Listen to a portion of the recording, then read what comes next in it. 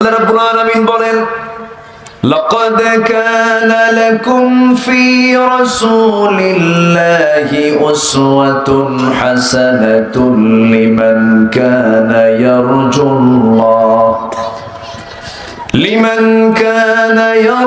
الله واليوم الآخر وذكر الله كثيرا جربنا الله أكبر তোমাদের জন্য উত্তম আদর্শের বাস্তব নমুনা কেউ নন, তোমাদের জন্য উত্তম আদর্শের বাস্তব নমুনা একজন ব্যক্তি, তিনি হচ্ছেন মুহাম্মদ সাল্লাল্লাহু আলাইহি ওয়াসাল্লাম, যার জীবনে একটা কৌতুক কোনো মিথ্যা নাই, যার জীবনে কোনো চুল পরিমাণ কোনো সগীরা গুনাহ নাই, চুল পরিমাণ কোনো পাপ যার জীবনে স্পর্শ করে নাই, যার চারিত্রিক সনদ পৃথিবীর কেউ দেয় নাই, দিয়েছেন স্বয়ং আল্লাহ তাআলা। জোরে বলি সুবহানাল্লাহ। যারা পারেন ঠোঁট মিলিয়ে বলুন নুন ওয়াল কলমি ওয়া মা ইয়াসতুরুন মা আনতা বিনি'মাতি রাব্বিকা বিমাজনুন وإن لك لأجرا غير ممنون وإنك لعلى خلق عظيم জোরে বলুন আল্লাহু আকবার। তোমাদের জন্য উত্তম আদর্শের বাস্তব নমুনা কেউ না, একজন, তিনি হচ্ছেন মুহাম্মদ সাল্লাল্লাহু আলাইহি ওয়াসাল্লাম। অতএব আদর্শ যদি গ্রহণ করতে হয় কয়জনেরটা নেব বলেন কয়জনেরটা? সেই মহান মানব, সেই মহামানব, সেই মহান ব্যক্তি তিনি কে? মুহাম্মদ সাল্লাল্লাহু আলাইহি ওয়াসাল্লাম। তাকে আমরা জীবনের সব জায়গায় মানবো। রাসূলকে শুধু এক জায়গায় মানলে কিন্তু মানা হয় না। রাসূলকে দাড়িতে মানবো, রাসূলকে আতরে মানবো, মিষ্টি খাওয়াতে মানবো, কাইলুরায় মানবো, জুব্বায় মানবো, টুপিতে মানবো, মানলাম, সুন্নত নামাজে মানলাম, সব কিছুতে মানলাম, কিন্তু রাজনীতিতে, রাষ্ট্র পদ্ধতিতে, ইসলামী রাজনীতির প্রেক্ষাপটে রাসূলকে মানলাম না, এটা নবীর উম্মতের পরিচয় না, এটা হচ্ছে ভণ্ডামি, প্রতারণা। আসতে বলবেন না, জোরে বলুন ঠিক কিনা? এই ভণ্ড এবং প্রতারক চক্র আমার দেশে আছে না নাই? শুধু বলে ধর্মীয় মূল্যবোধে বিশ্বাসী আমরা, বলে না ধর্মীয় মূল্যবোধ, মানে ধর্মে কি একটু মূল্য টুল্য দেয়, কিন্তু বক ঠিকই খায়। আপনি মদের আইন পাশ করবেন, বেশ্যাবৃত্তির লাইসেন্স পাশ করবেন, এরপরে সুদের কারবার করবেন, আর বলবেন আমি ধর্মীয় মূল্যবোধের, আমরা পন্থী, ধর্মীয় মূল্যবোধকে আমরা সম্মান করি, ধর্মীয় মূল্যবোধে বিশ্বাসী আমরা। এই সমস্ত সাহিত্যের মোড়ক দিয়া, পেঁয়াজপোষ দিয়া ইসলাম মানার সুযোগ ইসলামে নাই। ইসলাম মানতে গেলে সব ঢেলে মুছে সাফ করে ইসলামকে মানতে হবে। 1 আনা না 16 আনা, 1 আনা না 16 আনা, 16 আনা মানতে হবে। তো রাসূলকে মানলেই কোরআনকে মানা হয়ে যাবে। রাসূল হচ্ছে কি জানেন? কোরআনের বাস্তব রূপ। কি কোরআন? রাসূল কি কোরআনের বাস্তব রূপ, প্র্যাকটিক্যাল। এটা হচ্ছে থিওরিক্যাল, এটা কি থিওরিক্যাল না কিতাব, আর প্র্যাকটিক্যাল কে? মুহাম্মদ সাল্লাল্লাহু আলাইহি ওয়াসাল্লাম। চিন্তা করে দেখুন, আল্লাহ পাক শুধু কোরআন দিলেও তো পারতেন, দেন নাই, সাথে রাসূলকে প্র্যাকটিক্যাল আল্লাহ পাক পাঠায়া দিয়েছেন।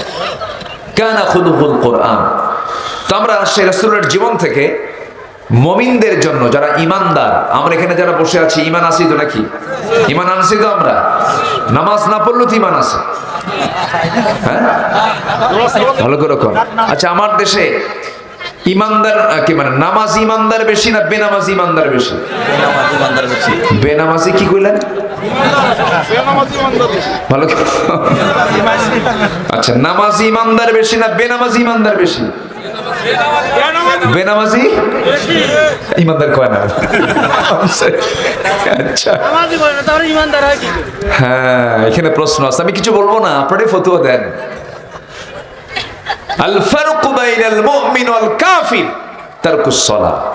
কাফের আর মুমিনের মধ্যে পার্থক্য সৃষ্টি করে হলো নামাজ। কাফের পড়ে না, ঈমানদার নামাজ পড়ে। অবলীলায় নামাজগুলোকে আমরা ধ্বংস করছি, নষ্ট করছি। তার শাস্তি কি ভয়াবহ একটু পরে আসবো। নামাজ না পড়লে কি শাস্তি আল্লাহ দিবেন। আল্লাহর কাছে বান্দার পক্ষ থেকে সবচেয়ে বড় অপরাধ 1 নম্বর হলো কি? ছেড়ে দেওয়া, নামাজ ছেড়ে দেওয়া। আমি যদি এখানে প্রশ্ন করি নামাজ মাগরিবের আসরের কয়জন পড়েছেন, হাত কিন্তু সবার উঠবে না। হাত কি সবার উঠবে? উঠবে না। অনেকে বলে হুজুর ওয়াজ মজা লাগে কিন্তু ওজুর পানি ঠান্ডা। ওজুর পানি কি ঠান্ডা? সম্ভব না। এটা খুব বেকায়দা না। আমরা আপনি বিছানা থেকে আপনি মসজিদে যেতে পারেন না। আপনি কোন স্বপ্ন নিয়ে আপনি জান্নাতে ঢুকতে চান? কি কথা বোঝেন না আপনি? আপনি বিছানা থেকে আপনি নামাজ পড়তে যান না, মসজিদে নামাজ পড়তে পারেন না, বিছানায় শুয়ে থাকেন, আপনি জান্নাতে যাবেন কেমন? কোন প্রত্যাশা যাবেন আপনি? কি কথা কি বোঝা গেল? কথা কি বোঝা যায়? আমার চেষ্টা এমন যে ঘুমের ঠেলায় মসজিদ পাই না আর আমি জান্নাত তালাশ করি। কত বড় বেহায়া আমরা! কি কথা কি রাগ করতেছেন নাকি? ধমক দিয়ে বলতেছি কথা শুধু আপনি শুনতেছেন না তো? এই যে গোটা দুনিয়া হয়ে যাচ্ছে। কি বডি! কিছু ছেলে পেলে আছে না, দেখেন না, একটু বডি ভালো তো, একটু মাসল টাসল ভালো, মোটামুটি 6 ইঞ্চি 72 ইঞ্চি 78 ইঞ্চি লম্বা, 6.5 ফিট। রাস্তায় যখন হাঁটে বুঝাই আমি একখান মাল। ফজর নাই, তোমার ওই বডিতে লাভটা কি? তোমার ফজর নাই, জোহর নাই, আসর নাই, তোমার এই সুন্দর চেহারা দেন লাভটা কি? কোনো মূল্য নাই। মূল্য হবে তখন যখন হবে কয় ওয়াক্ত নামাজ। সবাইকে পড়তে রাজি আছেন? মায়েরা মুখে মেকআপ লাগায়, মেকআপ নষ্ট হবে এর জন্য জোহর নামাজ শেষ, আসর শেষ, মাগরিবও শেষ। মেকআপ বিয়ের অনুষ্ঠানে গেছে, বিউটি পার্লার থেকে 4000 টাকা দিয়ে মেকআপ করেছে, মানে মুখে আটা ময়দা লাগাইছে। কি লাগাইছে? আটা ময়দা। নামাজ শেষ। নখে লিপস্টিক লাগায়, কি নেইল পলিশ লাগায়। কি লাগায়? নেইল পলিশ লাগায় যে মহিলা, তার নামাজ তো হবেই না। এটার জন্য চরম জাহান্নামের ভয়াবহ অবস্থা তার জন্য বিরাজ করবে। ওযুই তো হবে না। ওযু না হলে কি জাহান্নাম না? ওযু না ছাড়া কি নামাজ হয়? তাহলে নেইল পলিশ লাগানো হালাল না হারাম? আরো জোরে, আরো জোরে, আরো জোরে, আরো জোরে। মারা শোনে, শুনতেছে? সারা বছর বোরকা পড়ে, ঈদের দিন আর বিয়ের দিন বোরকা ছাড়ে। কোন দিন বোরকা পরা দরকার বেশি বলেন তো? বলেন কোন দিন? সারা বছর বোরকা পড়ে, বোরকা ছাড়ে ঈদের দিন আর বিয়ের দিন। বিয়ের দিন বোরকা ছাড়ে কেন? বিয়ে বাড়ি, বহু লোকজন আসবে, আনাগোনা হবে, এলাহি কাণ্ড। এখন বাবার বাড়ির দেওয়া সোনা গহনা, পেটা হাতে, গলায়, কত সোনার গহনা আছে কানে, তো এইগুলো এতগুলো সোনা যে আমার আছে, তো জাতি দেখতে হবে তো। বইরা দেখ, এই যে আমার আছে না, এরকম আছে না? নাই? মনে হয় খুব রাগ মানে রাগের কথা বলতেছে মনে হয়। কি বলা দরকার আছে কিনা? হ্যাঁ, না রাগ করা যাবে না। আমার মা, একটু মনোযোগ দিয়ে কথাগুলো শুনুন। আমি ব্যালেন্স করছি, পিছনে মহিলা আর আপনারা সামনে বসে আছেন, সবাই শুনবেন কথাগুলো। সময় খুব কম তো, আমি যখন তখন হয়তো শেষ করে দেবো, কারণ সময় খুব অল্প। আমি চাইছিলাম মাগরিব পরে উঠতে, ঠেলে এখন চলে আসলো কেমন বুঝলাম। আমি তো মাগরিব পরে আমি টাইম দিয়েছিলাম, জায়গা হচ্ছে না, মেয়েদের জায়গা হচ্ছে না। মেয়েদের জায়গা হবে না তো, মেয়েরা বেশি, লেডিস ফার্স্ট। মেয়েরা সবসময় বেশি থাকে, ওরা মাহফিলও বেশি, মার্কেটও বেশি। ঠিক আছে, সব দিকে ফার্স্ট। আল্লাহ মা বোনদেরকে দিনের জন্য কবুল করো, জোরে বলি আমিন। একটু কান লাগান, মনোযোগ দিয়ে শুনি আমরা। তাহলে আমরা আদর্শ নেব কয় ব্যক্তি থেকে? মুহাম্মদ সাল্লাল্লাহু আলাইহি ওয়াসাল্লাম। কি ব্যক্তি তিনি ছিলেন! আল্লাহু আকবার। কানা লাকুম ফি রাসূলিল্লাহি উসওয়াতুন হাসানাহ। আমার বন্ধুগণ, আদর্শ কারো মানা যাবে না। জাতীয়তাবাদী চেতনা বলেন, সমাজতান্ত্রিক চেতনা বলেন, ধর্মনিরপেক্ষ চেতনা বলেন, কোন চেতনাকে বিশ্বাস করা যাবে না। আমার একটাই আদর্শ, তিনি হচ্ছেন কেউ নন, মুহাম্মদ সাল্লাল্লাহু আলাইহি ওয়াসাল্লাম। তার থেকে আমরা যদি কোনো অনুকরণে আদর্শ নিতে চাই, 15টা আদর্শ আজকে শিখে যাব। কয়টা আদর্শ বলেন? 15টা আদর্শ। 15 মিনিট আমি শেষ করার চেষ্টা করব, একটু কান লাগাবেন। আল্লাহ রাব্বুল আলামিন রাসূলকে যে আদর্শগুলো দিয়েছেন, এর মধ্যে 1 নম্বর আদর্শ হলো, রাসূল ছিলেন একজন শ্রেষ্ঠ দায়ী ছিলেন। তিনি মানুষকে দাওয়াত দিয়েছেন, সবাইকে দাওয়াত দিয়েছেন কার পথে? আমরা দাওয়াত দেওয়া শিখবো, জোরে বলি ইনশাআল্লাহ। কিসের দাওয়াত দেব? কার দিকে বলেন? আল্লাহ। নামাজের দিকে, আল্লাহর দিকে, দ্বীনের দিকে, জোরে বলি ইনশাআল্লাহ। আর কিছু কিছু লোক আছে দোকানে বসে বিড়ির দাওয়াত দেয়, বিড়ির দাওয়াত। এই লাগা, বিড়ি লাগা, কি আছে না নাই? এই যে আসতে নিয়ে দেখলাম তো এখানে মেলা বসছে না, আমার নজর গেছে ওই দিকে, দেখি তো কি করে, বিড়ি খাচ্ছে বসে বসে। তাহলে মাহফিল উপলক্ষে কি খাওয়া হচ্ছে ওখানে? বিড়ি খাচ্ছে। হাই রে বিড়ির টান, শীতকালে কমে না বাড়ে? 2-1 টান দিয়ে 3 তলায় পাঠায় দিল, যাক দুয়া। এই ওনার মনে হয় ধারণা হলো দুনিয়াটা বিড়ি খাওয়ার জায়গা, কিন্তু দুনিয়া তো বিড়ি খাওয়ার জায়গা নয়, গাঁজা খাওয়ার জায়গা নয়। এখানে কাজের জায়গা, কাজ করলে যত বেশি কাজ করব, আখিরাতে তত বড় পুরস্কার পেয়ে যাব আমরা।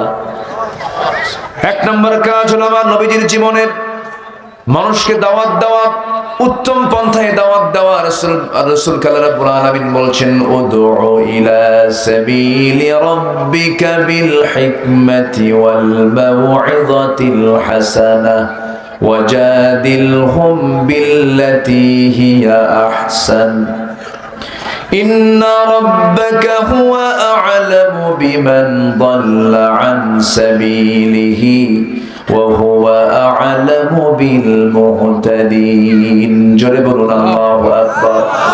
সূরাতুন নাহল আয়াত নাম্বার 125। আল্লাহ পাক তার রাসূলকে দাওয়াত দেওয়ার জন্য নির্দেশ দিয়েছেন। আমারও দায়িত্ব দাওয়াত দেওয়া, একে অপরকে দায়িত্ব দেওয়া। তবে সবার আগে দাওয়াত হবে বাইরে না ভিতরে? ভিতরে বউকে স্বামী দাওয়াত দেবে, আবার স্বামী বউকে দাওয়াত দেবে। স্বামীটা খারাপ, বউ সুন্দর করে বুঝাবে, আবার বউটা খারাপ, স্বামী সুন্দর করে বুঝাবে। সন্তানগুলো কথা শোনে না, তাদেরকে সুন্দর করে বুঝায় দেবে। এই দাওয়াতি কাজ করেছেন প্রথমেই মুহাম্মদ সাল্লাল্লাহু আলাইহি ওয়াসাল্লাম। আমার নবীজি জাবেলে নূর থেকে বের হয়ে যখন কোরআন নামক কিতাবটা নাজিল হলো তার উপরে, প্রথম 5টা আয়াতের ওহী, 5টা আয়াত যখন নাজিল হলো, সেই সূরাটার নাম হলো সূরাতুল আলাক। সূরাতুল আলাক। আলাক মানে কি বলেন? ঝুলন্ত। ঝুলন্ত, হ্যাঁ, ফাইন। এই কথা কে বললো? মাশাআল্লাহ, আধুনিক ব্যাখ্যা এটা। ঝুলন্ত আলাক, এটাকে শতাব্দীর পর শতাব্দী গবেষণা করে কেউ বের করতে পারেনি। অনেকে জমাট রক্ত বলেছেন, অনেকে অনেক প্রকার অর্থ করেছেন, কিন্তু এটা অনেকটা যোগ সদৃশ। কাদা মাটির একটা পিণ্ড, এরকম জাতীয় কাদার পিণ্ড বলা যায়, অথবা জকের মতো দেখা যায়, এমন কিছু। এখান থেকে আল্লাহ পাক মানুষকে সৃষ্টি করেছে। এটা একটা পুরোটা সায়েন্স, এটা এমব্রায়োলজি, ভ্রূণতত্ত্ব। প্রথম ওহীটা নাজিল করেছেন আল্লাহ পাক, যার মধ্যে রেখেছেন সায়েন্সের ব্যাখ্যা, ভ্রূণতত্ত্বের কথা বলেছেন। আল্লাহু আকবার বলেন। বলুন তো, কোরআন কি শুধু ধর্মীয় কিতাব? না, সব আছে। প্রথম ওহীটাই হলো ভ্রূণতত্ত্বের উপর। পৃথিবী বিখ্যাত একজন ভ্রূণতত্ত্ববিদ ডক্টর কেইট মুর, তিনি জানতেন না যে মানুষের জন্মটা হলো খলাকাল ইনসানা মিন আলাক, ঝুলন্ত থেকে, অর্থাৎ যোগ সদৃশ এমন কিছু একটা জমাট বাঁধা থেকে মানুষকে সৃষ্টি করা হয়েছে। তো ওনার সামনে যখন আলাক শব্দটা দেওয়া হলো, উনি এটাকে মাইক্রোস্কোপিক বিশ্লেষণে চলে গেলেন। অণুবীক্ষণ যন্ত্র দিয়ে গবেষণা করে দেখলেন, না, কোরআন যে বলেছে যোগ সদৃশ, এটা শুরুটা হলো যোগ সদৃশ, যোগের মতোই দেখা যায়। জোরে বলি সুবহানাল্লাহ।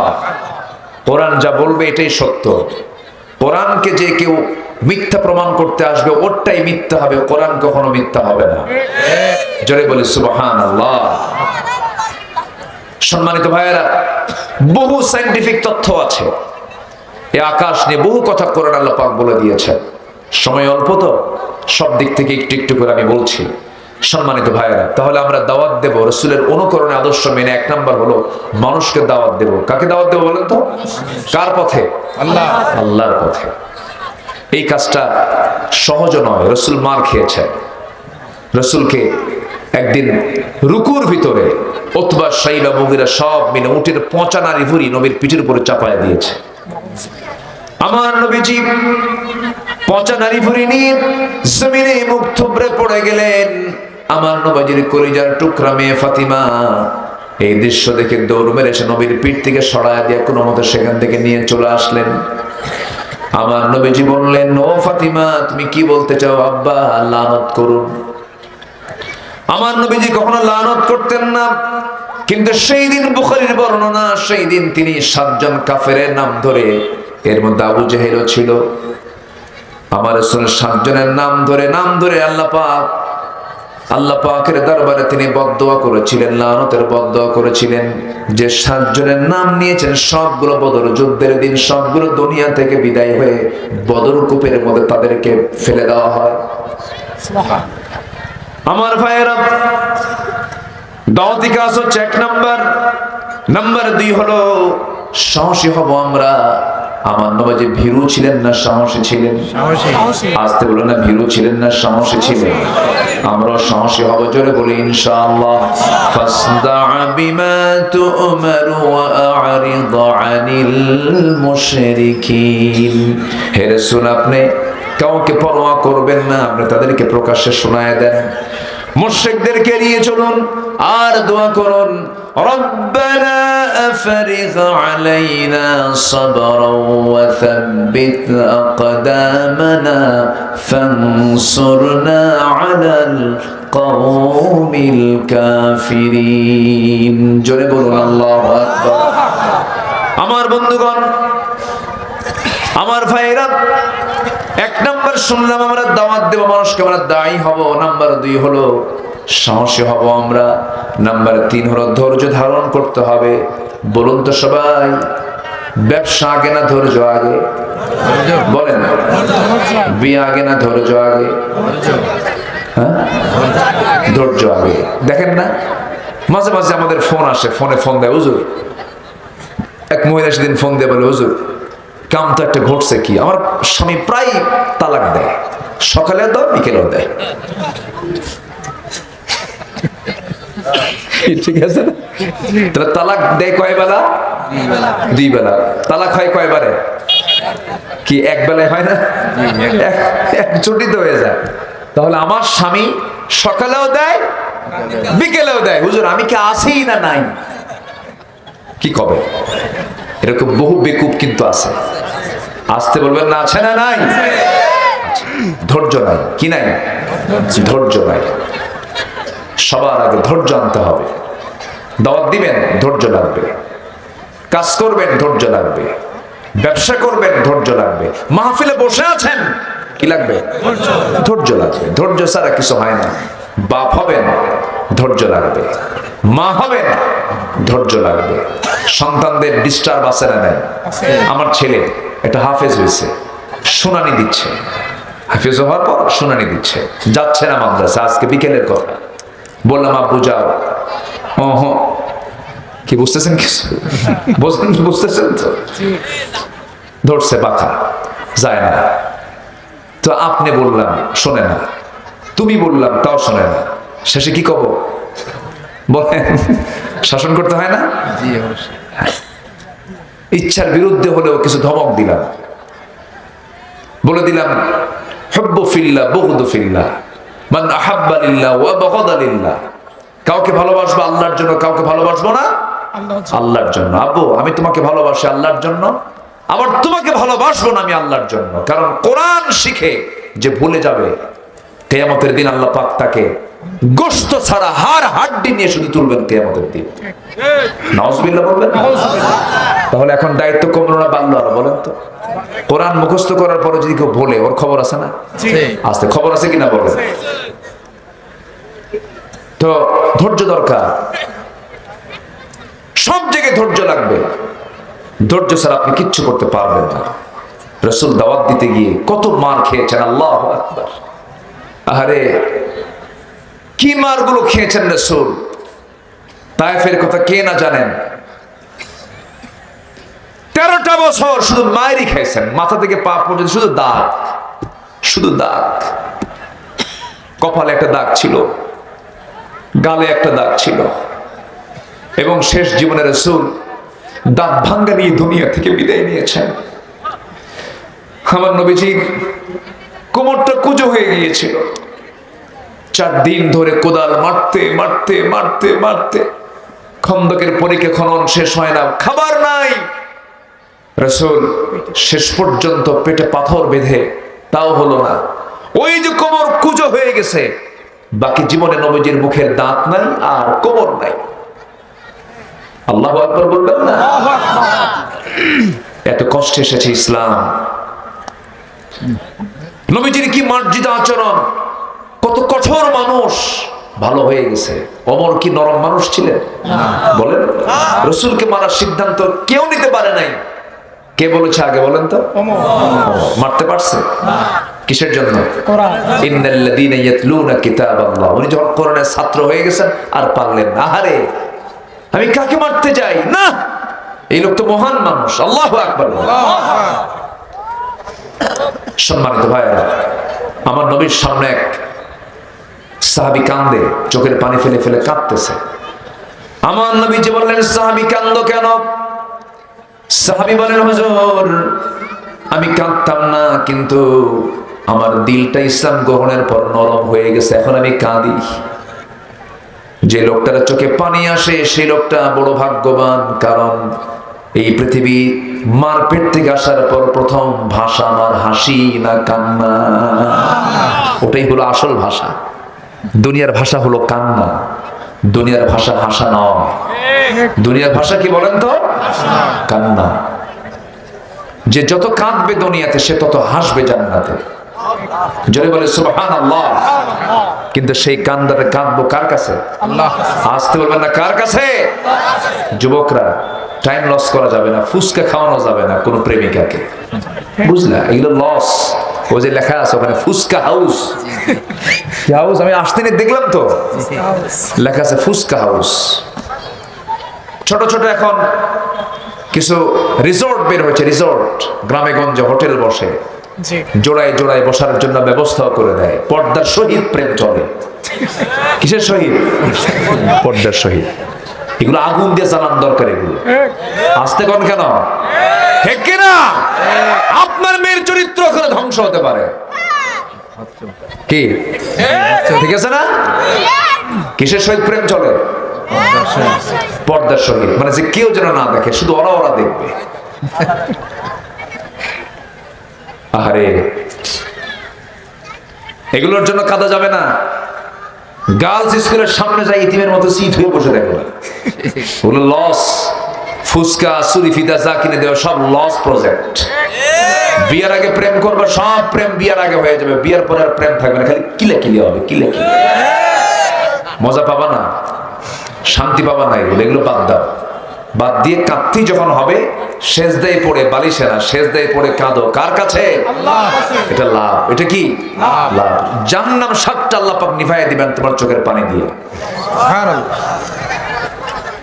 না আমার ওই জায়গায় বিয়ে দাও, আছে না এখন তো পাগল গুলো, এগুলো সব। যার জন্য তুমি এত চিন্তা করো, ও তো তোমার জন্য অত চিন্তা করবেই না। মরে যাবা তুমি, তোমার সুন্দরী বউ 3 মাসও পার হবে না, আরেক জায়গায় বিয়ে বসবে। বিয়ে বসে কবে, আব্বা তোমার ভালোই করছো, আগের স্বামীর সাথে এই স্বামী আরো ভালো। কি ঠিক ঠিক না? এগুলো কিচ্ছু না, সব ভুয়া। এগুলো সব। কে বলছে বউ আপন? কে বলছে ছেলে মেয়ে আপন? কে বলেছে আমার আব্বা আম্মা আপন? কেউ আমার আপন না। মূলত আমার আপন কে? আল্লাহ। আসতে বলবেন না, কে? আল্লাহ। ক্ষণিকের মায়া মমতা। এখনই মরেন, 24 ঘন্টা পার হতে দেবে না। ছেলে বলবে তাড়াতাড়ি কবর দাও। কি ঠিক আছে না? কবর দিয়ে 7 দিন পার হতে দেবে না, জমিনে লাগবে মারামারি। আসতে কন কেন? বন্ধু কি আমার? বন্ধু আমার কেউ না। অতএব কারো জন্য কাঁদতেও লাভ নাই। কাঁদবো কার কাছে? আমরা আল্লাহর কাছে। আমি কিন্তু আক্ষরিক অর্থে কথাগুলো বলছি, আবার মন খারাপ করেন না। আব্বা আমার দাম আছে, সন্তানদেরও দাম আছে, বউ বাচ্চারও দাম আছে, কিন্তু বুঝাচ্ছি যে আসল বন্ধু আমার কেউ না। আমার আসল বন্ধু কে? আল্লাহ। আমরা আল্লাহকে টাইম দেব সবার আগে। জোরে বলি ইনশাআল্লাহ। আমার নবীজির এক সাহাবী কান্দে। নবী বলছেন তুমি কান্দো কেন? হুজুর আমি আগে কান্দি নাই তো, দিন গ্রহণ করেছে আমার কান্না শুরু হয়ে গেছে। তুমি কান্দো কেন? সাহাবী বলছেন হুজুর কান্না করার কারণ হলো যেদিন আমি ঈমান এনেছি সেদিন থেকে আমার দিলটা নরম হয়ে গেছে, আমি আর কান্না ছাড়া থাকি না। কেন, কি হয়েছে? ঘুম হয় না কেন? হুজুর আমি এমন একটা বড় অপরাধ করে ফেলেছি যে বড় অপরাধের বড় অনুশোচনা হচ্ছে। রাসূল বলছেন তোমার সব গুনাহ মাফ হয়েছে। রাসূল বলছেন তোমার সব গুনাহ মাফ হয়েছে। সাহাবী বলছেন হুজুর সব গুনাহ মাফ হলো, আমার মনে হয় একটা গুনাহ মাফ হবে না। কেন? পরিকল্পিত হত্যা করছে একজনকে। কেমনে? কায়? মেয়েকে মারছি আমি, বাপ। চিন্তা করছেন আপনি? আমি বাপ হয়ে মেয়েকে মেরেছি, আমাকে আল্লাহ রাব্বুল আলামিন মাফ করবেন না কেন? কেমন করে মেরেছে বলো হুজুর?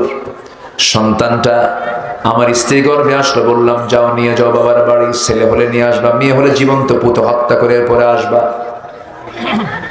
এই অর্ডার দিলাম, চলে গেছে বউ আমার। সন্তান ডেলিভারির দিন আমাকে জানানো হলো সন্তানটা মৃত হয়েছে। মৃত সন্তান নিউজ আমার কানে দিয়া, সন্তান হয়েছে মেয়ে। পাশের ঘরে দিয়ে সন্তানটাকে ধীরে ধীরে বড় করতে লাগলো। আমি জানি না 6 বছর পূর্ণ হলো, একদিন হঠাৎ করে আমার চোখের সামনে সন্তানটা ছিটকে এসে পড়ছে আমার কাছে। আমার মতো চোখ হাত পা দেখে চট করে ধরলাম, ধরে বলছে মা রে তোকে চেনা চেনা লাগে, চল তোর জায়গা মতো নিয়ে যাই। নিয়ে গেছে, বউকে বলছে বউ দেখো তো সন্তানটা কার। বউ থরথর করে কাঁপি। হুজুর এবার বউ বলছে আপনার সন্তানের তথ্য আর কতক্ষণ গোপন করবো? এই সন্তান তো আমাদের ওরস থেকে এসেছে। মিথ্যা বলেছিলাম, এত পরিমাণ রেগে গেলাম, কিন্তু আমি ঠান্ডা মাথার খুনি হয়ে গেলাম, কিচ্ছু বললাম না। মেয়ের সঙ্গে অভিনয় করে করে মেয়েটাকে চুমো দেই, কোলের মধ্যে নিয়ে নেই, আদর করে বললাম নানি ও আমার মেয়ে, কালকে তোমাকে নানির বাড়িতে নিয়ে যাব। মেয়েটা আমার দারুণ খুশি, জড়িয়ে ধরে বলে বাবা কোনদিন তোমার আদর পেলাম না, আজকে আদর করো, খুব আনন্দ লাগছে বাবা। মেয়েটাকে আমার হাতের মধ্যে নিয়ে আসলাম, অভিনয় করে তাকে নানির বাড়ির কথা বলে আমি তাকে নিয়ে চলে গেলাম জঙ্গলের দিকে। মেয়েটার মুখ ছোট হয়ে যায়, মেয়েটা বলে মা মা আমাকে যেটা মানা করেছিলেন, বাবা তোমার সঙ্গে আমি আসছি, নানির বাড়ি যাব, তুমি আমাকে এইদিকে নিয়ে আসলে কেন? জঙ্গলের দিকে নিয়ে যাও কেন? হুজুর আমি বললাম মেয়েটাকে মা কিচ্ছু না, তোমাকে দেখানোর জন্য নিয়ে আসছে। ওকে জঙ্গল পার করে দিলাম। জঙ্গল পার হওয়ার পরে মেয়েটাকে এক জায়গায় দাঁড় করায়া দিয়া ঠিক দুপুরবেলা হাতের মধ্যে কোদাল নিয়ে গর্ত খনন শুরু করলাম। মেয়েটার মুখটা ছোট হয়ে গেছে আর বলছে বাবা তুমি যাবা কোথায়? তুমি এখানে কি করো? কি করতেছো তুমি? মাটি খনন করে কি করবা? কিচ্ছু বললাম না। হুজুর আমি গর্ত খনন করে দুপুরবেলা, প্রচন্ড গরম, আমার তখন দাড়ি ছিল, সেই দাড়ির মধ্যে ছিটকে এসে কোদাল মারতে নিয়ে ছিটকে এসে ধুলাগুলো, বালুগুলো, মাটিগুলো আমার দাড়ির মধ্যে ঢুকে যায়। আর আমার মেয়েটা 5টা আঙ্গুল দিয়ে, ছোট ছোট আঙ্গুল দিয়ে খিলাল করে করে সেই ময়লাগুলো সাফ করে দেয়। হুজুর আমি যখন কোদাল মারতেছিলাম আমার শরীর থেকে ঘাম ঝরে, মেয়েটা গামছা দিয়ে ঘামগুলো মুছে মুছে দেয় আর বলে বাবা তুমি বললা কি আর করো কি? তুমি কি নানির বাড়ি যাবা না? কিচ্ছু বললাম না। গর্ত খনন যখন শেষ হয়ে গেছে মেয়েটাকে আবার অভিনয় করে মুচকি হাসি মেরে বললাম মা দেখো তো গর্ত খনন কেমন হয়েছে। মেয়েটা একটা মুচকি হাসি মেরে গর্তের কিনারে চলে গিয়ে উকি মেরে যখন দেখতে লাগলো, আমি পিছন দিকে চলে আসলাম। পিছন দিকে চলে এসে চোখ বন্ধ করে পিছন দিক থেকে এত জোরে আঘাত করলাম, এত জোরে ধাক্কা মারলাম, এক ধাক্কায় সন্তানটা গর্তের মধ্যে উপর হয়ে পড়ে গেল। চিত হয়ে 2টা হাত এক জায়গায় করে বলছে বাবা বুঝতে পেরেছি আমার বাবা আমার মার কথাটাই সত্য হয়ে গেছে। তুমি আমাকে আজকে মারার জন্য এই জায়গায় নিয়ে এসেছো।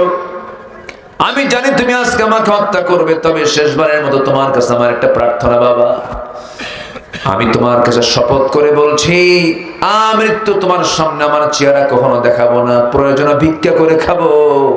শর্ত হলো বাবা, আজকে একটা বারের জন্য তুমি আমাকে আজকে প্রাণে বাঁচাইয়া দাও, আমি বাঁচতে চাই বাবা। হুজুর আমাকে বারবার বলে, ছোট্ট মেয়ে, এত সুন্দর চেহারার হুজুর বারবার আমাকে বলতেছিল, দিল কাঁপলো না, দিল নরম হলো না শিরকিয়াতের কারণে, সমাজের পরিবেশ পরিস্থিতির কারণে। হাতের মধ্যে পাথর নিলাম, পাথর নিয়ে মেয়েটার কলিজা বরাবর এমন জোরে আঘাত করলাম, ফিঙ্কি দিয়ে রক্ত পড়া শুরু হলো। মাটি চাপা দিয়া, পাথর চাপা দিয়ে, বালু চাপা দিয়ে জন্মের মতো আমার সন্তানকে মেরে শেষ করে দিলাম। আমার নবীজির এই প্রিয় সাহাবী ইসলাম কবুল করেছেন পরে। ওই সাহাবী সেই সময় নবীর সামনে এই কথাগুলো বলছিলেন। আমার নবীজি কথাগুলো শুনে বলছেন, ও আমার সাহাবী, তুমি কি বলতে চাও বলো তো হুজুর। আমার মনে হয় সব গুনাহ মাফ হলেও এই সন্তান হত্যার খুন, এই গুনাহ আমার কখনো মাফ হবে না। আমার নবীজি সঙ্গে সঙ্গে সেই সাহাবীকে জড়িয়ে ধরে বলছেন, সাহাবী রে, ও আমার সাহাবী, আল্লাহর এমন দয়া, আমার আল্লাহর এমন করুণা, তুমি যে এই গুনাহটা করেছো, এই গুনাহ দিন গ্রহণের কারণে আল্লাহ রাব্বুল আলামিন তোমার জীবন থেকে সাফ করে দিয়েছে। আমার বন্ধুগণ, আমার ভাইরা, এমন অসভ্য জাতিকে যদি ভালো করতে পারেন অন্য কিছু দিয়ে নয়, একমাত্র কি দিয়া? আসতে বলবেন না, কি দিয়া? আমাদের সামনে কোরআনও আছে, হাদিসও আছে। এই দুটাকে সামনে রেখে আমরা চলবো, আমাদের কিসমত ভালো হয়ে যাবে, আমাদের জান্নাতের রাস্তা ক্লিয়ার হয়ে যাবে। আল্লাহ কবুল করুন, আল্লাহ কবুল করুন। সব নেতৃত্ব আমরা বাদ দেব, যে নেতৃত্বে নামাজ নাই, যে নেতৃত্বে কোরআন নাই, যে নেতৃত্বে ইসলাম নাই, যে নেতৃত্বে ইসলাম কায়েমের কোনো কথা নাই, যে নেতা নামাজের কথা বলে না, যে নেতা দ্বীনের কথা বলে না, যে নেতা দুনিয়ার কথা বলে, আখিরাতের বক্তব্য দেয় না, ওই নেতৃস্থানীয় ব্যক্তিবর্গকে আমার মানার কোনো ঠেকা পড়ে নাই। ওই সমস্ত নেতৃত্বের মুখে আমরা জুতা মারি, থুতু মারি। সম্মানিত ভাইয়েরা, সব দেখেছি আমরা, সব দেখা শেষ। 25 বছর কেউ, 16 বছর কেউ চালিয়েছেন দেশ, কেউ 9 বছর চালিয়েছেন, কেয়ারটেকাররা কয়েক বছর চালাইছেন, সব দেখা শেষ। মুসলমান ঘরের সন্তান কিন্তু ইসলাম চায় নাই সরকারে, ঠিক কিনা? ইসলাম তারা চায় নাই যে রাষ্ট্রীয় পর্যায়ে ইসলামটা আসুক, এটা তারা চায় নাই। অতএব যেহেতু ওরা চায় নাই, যারা চায় আমরা সেই পক্ষে কাজ করব। আস্তে কান করে জোরে বলেন, ঠিক কিনা? সব দেখা শেষ। আগামীর দেশ হবে কোরআনের দেশ, ইসলামের দেশ। রাজি আছেন কারা কারা? হাত উঁচু করে দেখান।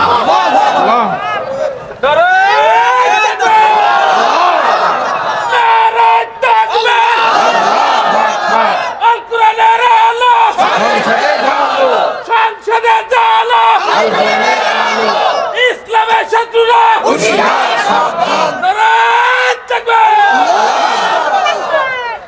হাত নামান। কষ্ট পেলেন? কষ্ট পেলেন? সূর্যের উপকার একার না সবার? কোরআনের উপকার হবে একার না সবার? কোরআন জায়গা মতো চলে গেলে সব সমাধান হয়ে যাবে ইনশাআল্লাহ। কোনো দুষ্টরা থাকতে পারবে না। খাইছিল খুব বেশি, খাইছে তো পেট হজম হয়ে বদহজম হয়ে গেছে, পালায় মারছে দৌড়, ঠিক কিনা? একটা প্রাণী আছে মশা, কি নাম? মশা যদি বেশি খায় ওর হায়াত কমে না বাড়ে? বাড়ে। মশা যত বেশি রক্ত খাবে তার হায়াত বাড়বে না কমবে? কমবে। আল্লাহ পাক মশার উদাহরণ কোরআনে দেন নাই? সূরা বাকারার 26 নম্বর আয়াত, 26 নম্বর আয়াতে আল্লাহ পাক মশার দৃষ্টান্ত দিয়েছেন। কাফেররা কয় তোমার আল্লাহর কাজ নাই কাম নাই, মশার উদাহরণ কোরআনে দেওয়ার আগে। মশা কি ছোটখাটো কোনো বিষয় না? আচ্ছা বলেন তো, আমরা কি মশার ভয়ে আমরা মশারি টাঙ্গাই না মশারি মশারি টাঙ্গায়? বলেন, ভয়টা করে কে? মশা করে না আমরা করি? হ্যাঁ, উদাহরণ কি ঠিক আছে না? আল্লাহ মশার উদাহরণ দিয়েছেন, এমনি দেন নাই। এর মধ্যে আবার চিকুনগুনিয়া, তারপরে কি আরো ডেঙ্গু। ডেঙ্গু হওয়া মানে পঙ্গু, ডেঙ্গু পঙ্গু। এক মশা, মশা সাধারণ কোনো বিষয়। ইন্নাল্লাহা লা ইস্তাহি আন ইয়াদরিবা মাসালান মা বাউদাতান ফামা ফাওকাহা। এবং এর মধ্যে আসছে ইউদিল্লু বিহি কাসীরা ওয়া ইয়াহদি বিহি কাসীরা। কাফেররা কয় কি লাভের মধ্যে, কি উদাহরণের মধ্যে দিছে? মশা চারটা শিক্ষা আছে মশা থেকে। আল্লাহ যা বলেছেন কোরআনে একটা অপ্রাসঙ্গিক নয়, একটা অতিরঞ্জিত বক্তব্য নয়। আল্লাহু আকবার বলেন। মাকড়সা নামে একটা সূরা আছে, আছে না? মাকড়সা দেখেন না, সবার বাড়িতে মাকড়সা আছে না? কোথায় থাকে? কোনায় কোনায়, ঘরের কোনায় থাকে। ওর সংসারটা খুব অশান্তি সংসার, বুঝলেন? মাকড়সার সংসারে কোনো শান্তি নাই, স্বামী বউ খালি ক্যাসাল লাগে। সায়েন্স বলতেছে এটা, আল্লাহ বলতেছে যারা আল্লাহ ছাড়া অন্য কাউকে অভিভাবক বানায় ওদের অবস্থাটা হচ্ছে মাকড়সার সংসারের মতো। মাকড়সার স্বামী স্ত্রী যখন যৌন মিলনে যখন মিলিত হয়, স্বামী স্ত্রী ইন্টারকোর্স কমপ্লিট, এরপর স্ত্রী মশার শারীরিক কিছু চাহিদার প্রয়োজন হয়, খাদ্যের প্রয়োজন হয়, ভিটামিনের প্রয়োজন হয়। এই ভিটামিনের শূন্যতা পূরণ করার জন্য, খাদ্যের শূন্যতা পূরণ করার জন্য স্ত্রী মাকড়সা স্বামী মাকড়সাকে কামড় মেরে মেরে ফেলে, খেয়ে ফেলে। আমার কথা কি বুঝতেছেন? যে সংসারে স্ত্রী তার স্বামীকে মেরে ফেলে, খুব সুখের সংসার তো, সুখের সংসার। যারা আল্লাহকে ছাড়া অন্য কাউকে মুরব্বী বানায়, অভিভাবক বানায়, আল্লাহ বলেছেন তাদের জীবনটা হচ্ছে মাকড়সার সংসারের মতো। কি উদাহরণ আল্লাহ পাক দিয়েছে। মশা চারটা শিক্ষা। নাম্বার 1, মশা খায়, যদি বেশি খায় মরণ তার আগে না পড়ে। 16 বছর যারা ছিল দেশে, খাইছে কম না বেশি? না। আছে আছে আছে, খাইয়াও তো লাভ হলো না, শেষে দাড়ি কাইটা বাঁচার চেষ্টা করছে, তাও তো হয় নাই। মাথার চুল কালো বানাইছে, হয় নাই। পায়জামা খুলে লুঙ্গি পড়ছে, পাঞ্জাবি খুলে গেঞ্জি পড়ছে, তাও কাম হয় নাই। টেনে হেসে জেলখানায় ঢুকায় দিয়েছে। যা, ওরা আলেমদেরকে ন্যাংটা করতে চেয়েছিল, ওরা ন্যাংটা হয়ে গেছে, ঠিক কিনা? ওরা অনেক কিছু করেছে। নাম্বার 2, মশা যে কামড়ায়, পুরুষ মশা কামড়ায় না মহিলা মশা কামড়ায়? আস্তে আস্তে। মহিলা মশা কম, মহিলারা কইলে তো সমস্যা। হ্যাঁ, মহিলা মশা কামড়ায়, মহিলারা না। ওটা তো হেড অফিস। এই যারা স্বামী আছেন, বউকে ভয় করেন না? যে কুছেন না, ও তো বিয়ে করেন না, চুপ করে বসে আছে। বিয়ে তো করো নাই, বুঝবা কি? বউকে ভয় করে না এমন কোন স্বামী নাই দুনিয়াতে। ভয় করতেই হয়, সংসার করতে গেলে দুজন দুজনকে ভয় করে, উপায় নাই তো। বউয়ের সামনে আপনার ক্ষমতা আছে অন্য কোনো মহিলার দিকে চেয়ে থাকা? ক্ষমতা আছে? ছায়া থাকলে সংসার হবে? শুধু যদি 30 সেকেন্ড ছায়া থাকে না, আর যদি স্বামী বউ যদি টের পায়, সারাদিন কিচ্ছু কবে না। সন্ধ্যার পরে শুধু যদি বলেন